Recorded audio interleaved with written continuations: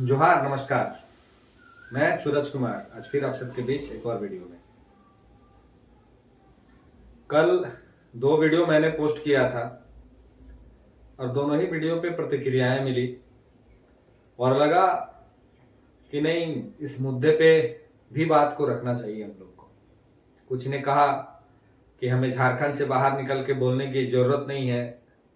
कुछ ने ये भी बताया कि बीजेपी गवर्नमेंट सबसे बेस्ट गवर्नमेंट है, इस पे सवाल खड़ा करने की जरूरत नहीं है। जिनको जिनको जो उचित लगा, जो बेहतर अपने आप को समझे, वो सारी चीजें देखने को मिली कल। और कल रात्रि जैसे ही हुआ, जैसे ही ये घटना का अंजाम देने के बाद देश में हड़कंप मचा, वैसे ही हमारी केंद्र सरकार के जो नेतागण हैं वो प्रतिक्रिया में आ गए। सबसे पहली प्रतिक्रिया हमारे प्रधानमंत्री जी की आई और पहली प्रतिक्रिया जैसे ही न्यूज चैनलों में वो प्रकाशित होना शुरू हुई, वैसे ही जितने भी बीजेपी समर्थक लोग हैं वो सोशल मीडिया पे छा गए। फिर से लिखने लगे कि मोदी जी ने लिया बड़ा एक्शन, पाकिस्तान का हुक्का पानी अब होगा बंद।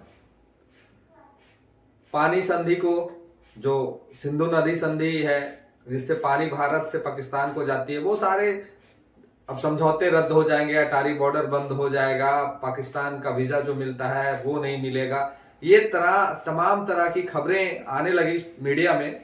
और ये खबरों को देखने के बाद हमारे भारत के जितने नौजवान हैं और जो पीड़ा से झेल रहे थे, वो उनको लगने लगा कि नहीं, भारत ने एक बहुत मजबूत ठोस कदम उठाया और पाकिस्तान का हुक्का पानी बंद कर दिया।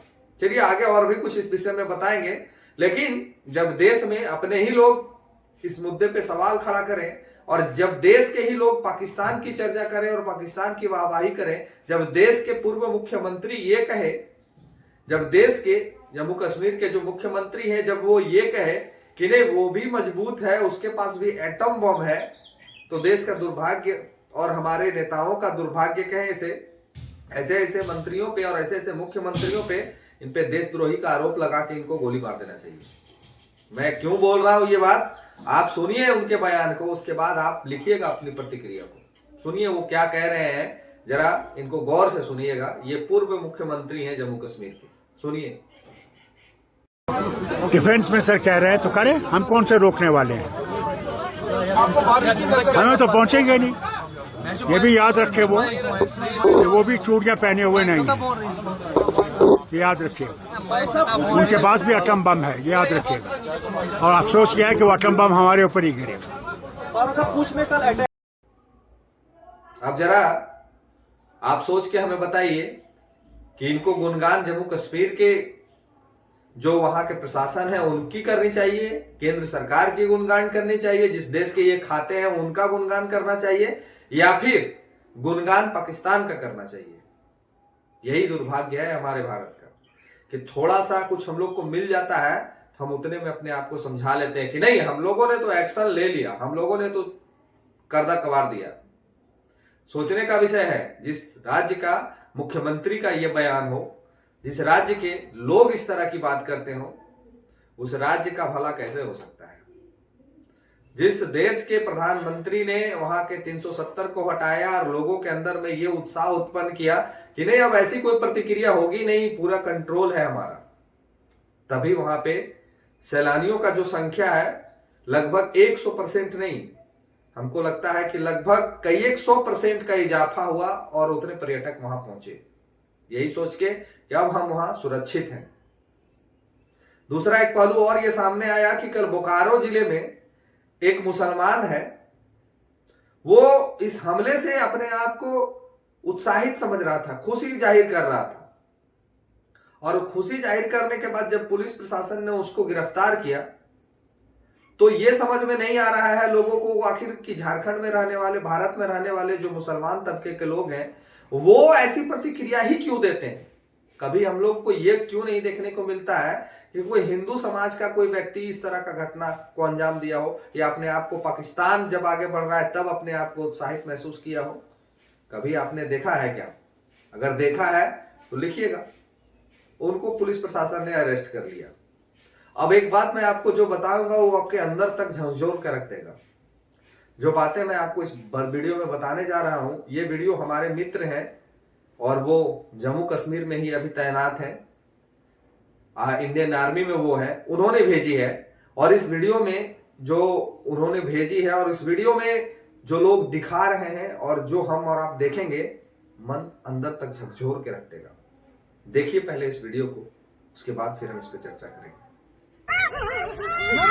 अरे नहीं नहीं नहीं नहीं, हम लोग फौज है, हम लोग बैठो बैठो, हम लोग फौज है, बैठो बैठो चलो। अरे हम लोग फौजी हैं, कुछ नहीं करेंगे। आपकी सेफ्टी के लिए आए हैं, और आपकी सेफ्टी के लिए आए हैं। बैठो बैठो बैठो बैठो, आपकी सेफ्टी के लिए आए हैं। हम इंडियन आर्मी हैं, बैठो। ये इंडियन आर्मी, आप लोग कहाँ से आए हो, कहाँ से? इस वीडियो में इंडियन आर्मी के ड्रेस पहने हुए हमारे जो भाई हैं, उनको देख के वहां के जो पर्यटक हैं वो डर रहे हैं। वो पर्यटक डर रहे हैं कि फिर से कहीं कोई आतंकवादी तो नहीं आ गया। ये हमारे इंडियन आर्मी के जवान, उनको बताना पड़ रहा है कि हम इंडियन आर्मी हैं, हम इंडियन आर्मी हैं, हम इंडियन आर्मी हैं। ऐसी उन लोग के अंदर में भावना उत्पन्न क्यों हो गई?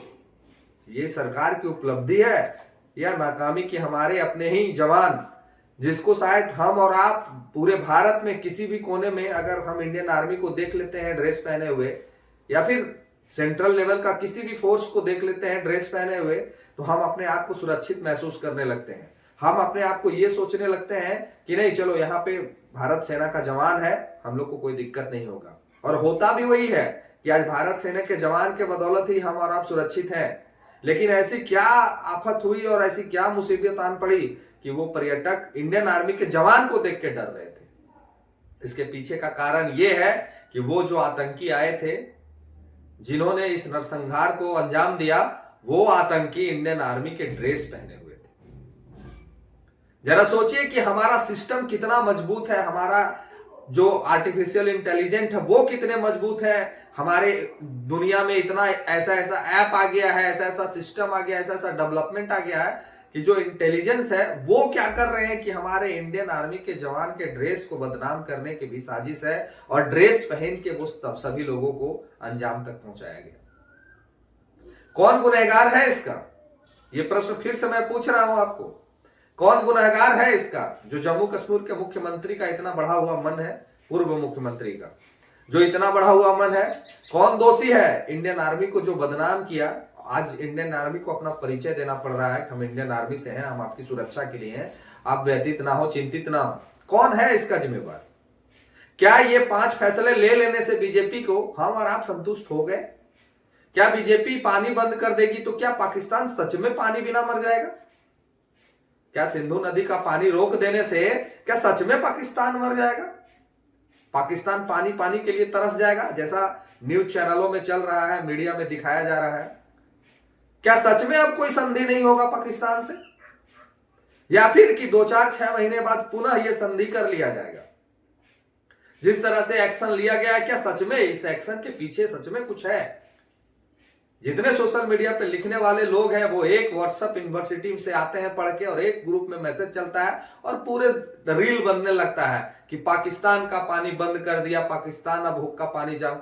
क्या आपको लगता है कि सिंधु नदी के पानी के भरोसे ही पाकिस्तान बैठा है? क्या पाकिस्तान का पानी बंद कर देने से पाकिस्तान अब सच में पानी के लिए दर दर भटकने लगेगा, मरने लगेंगे उनके लोग? या फिर अटारी बॉर्डर बंद कर देने से उनका खाना पीना सब बंद हो जाएगा? या फिर उनका वीजा रद्द कर देने से यह समस्या का समाधान निकल जाएगा?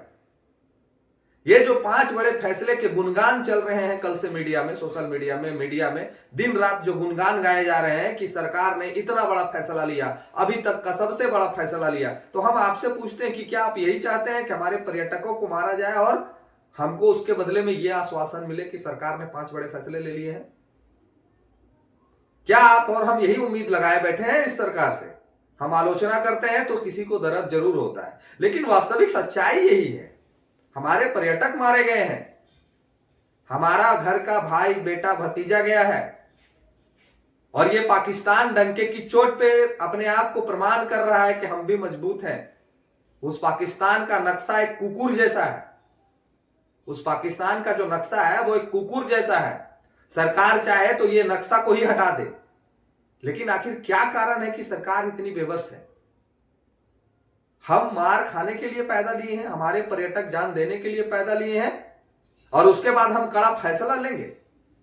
क्या सर्जिकल स्ट्राइक एक बार पुनः होनी चाहिए? क्या पाकिस्तान में को घर में घुस के सबक सिखानी चाहिए? क्या 26 के जगह सच में 2026 को मारना चाहिए? यह सवाल बनता है। हम ये 5 फैसलों से खुश नहीं है मोदी जी। हम ये 5 पानी हुक्का पानी बंद कर देने से हमारे भारत के नागरिक खुश नहीं है। और ये झूठा गुणगान मीडिया वाले गा रहे हैं, ये झूठा गुणगान है जो आपके समर्थक गा रहे हैं, ये झूठा गुणगान है जो बीजेपी के चाहने वाले गा रहे हैं। इस गुणगान से कुछ नहीं होना है।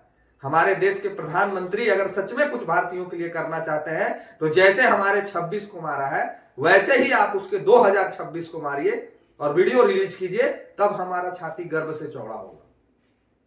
कोई समझौता नहीं होगा, कोई हुक्का पानी बंद करने से किसी को लाभ नहीं मिलेगा। अब सिर्फ जिस तरह का उनको समझ में आता है, जिस भाषा का पढ़ाई उन्होंने किया है, उसी भाषा का पढ़ाई का जवाब हमारे जो सेना के जवान है वो देने में सक्षम है। हमारे भारत का जो सेना है 4थी सबसे बड़ी सेना है। किस चीज का भय है हमारी सरकार को? क्यों नहीं प्रयास करती है कि ये दोबारा कभी ऐसी घटना को अंजाम देने के पहले 1 लाख बार सोचे? क्यों नहीं सरकार ये पहल करती है कि अगर ये लोग 1 को भी छुएंगे तो हम 1000 को छोड़ेंगे नहीं? ये इन्होंने कहा था कि आप 1 को छुएंगे हम 100 को मारेंगे। तो क्यों ये सरकार नहीं 1 के बदले 1000 को क्यों छोड़ रही है? नहीं छोड़ना चाहिए। हमारे देश के रक्षा मंत्री, हमारे देश के प्रधानमंत्री और हमारे देश के गृह मंत्री से यह आग्रह निवेदन है कि ये झूठा आश्वासन भारतवासियों को ना दे। जिस तरह का रवैया उनको, जिस भाषा की समझ उनको है, उसी भाषा में आप उनको जवाब दें। और हमारे सेना के जवान का जो साहस है, जो मनोबल है, उनके वर्दी का जो शान है, जो अपमान उनके साथ हुआ है, उस अपमान का भी बदला लेने की जिम्मेवारी आपके कंधों पे है। जिस तरह से आम नागरिकों के प्रति प्रेम, इंडियन आर्मी के प्रति प्रेम रहा है, उस प्रेम को इन्होंने गंदक किया है, उस गंदक को मिटाने की जिम्मेवारी आपकी है। हम आपसे ये मांग करेंगे, हम भारत के नागरिक हैं, मेरी सुरक्षा की जिम्मेवारी आपके कंधों पे है, आपको करना होगा। ये लोग को उसी भाषा में समझाना होगा। ये लोग नहीं समझेंगे और ऐसे ऐसे जो बोकारो में जैसे जैसे लोग पाए जाते हैं, ऐसे ऐसे लोग को जेल में डालने की जरूरत नहीं है। जो पाकिस्तान जिंदाबाद, पाकिस्तान जिंदाबाद, आतंकी हमले पे खुश होते हैं, ऐसे ऐसे लोगों को बीच चौराहा में खड़ा करके क्या करना चाहिए, ये हमको आपको बताने की जरूरत नहीं है। ये मनोबल बढ़ रहा है क्योंकि हम और आप इसका मनोबल बढ़ने दे रहे हैं। जिस दिन हम और आप चाहिएगा कि इनके मनोबल को तोड़ देना है, निश्चित तौर पे भारत एक सक्षम देश है, ये मनोबल को तोड़ सकता है। बाकी आप लोग भी अपनी राय को लिखिए, वीडियो ठीक लगे तो शेयर कर दीजिए और जो साथी चैनल को अभी तक सब्सक्राइब नहीं किए हैं वो सब्सक्राइब जरूर कर लीजिएगा। मिलते हैं अगले वीडियो में। इस वीडियो में इतना ही। धन्यवाद, जोहार, प्रणाम।